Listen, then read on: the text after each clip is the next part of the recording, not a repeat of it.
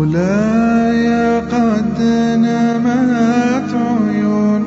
وربنا يجعله من المصلحين ويجعله اهل ليها ان شاء الله، وباذن الله يجري الخير على ايديه لمصر وكل مكان يدخل فيه، بلد عربي بلد اجنبي بلد كده، يبقى داعيه اسلامي قبل ومصلح، يعني قبل ما يكون قائد لبلد ان شاء الله. الدكتور احمد شفيق معروف بتاريخه وشخصيته وتعامله مع الناس طول عمره، وان شاء الله باذن الله ناجح باذن الله بفضل الله اولا واخيرا ان شاء الله. وراجل محترم وعاقل جدا وكلامه متعقل، راجل 10 على 10. صاحب خلق وارى فيه التواضع والانكسار، ليس متعالي، يعني ما بينظرش للمظهر للمظهريات، وانا توسمت فيه حقيقه الخير، والله توسمت فيه الخير، ينفع به الامه وينفع به مصر يا رب العالمين باذن الله.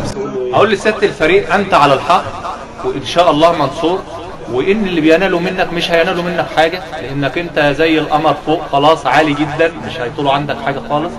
فانت ان شاء الله سير على هذا النهج، ان شاء الله منصور وموفق باذن الله، واحنا كلنا معاك ان شاء الله.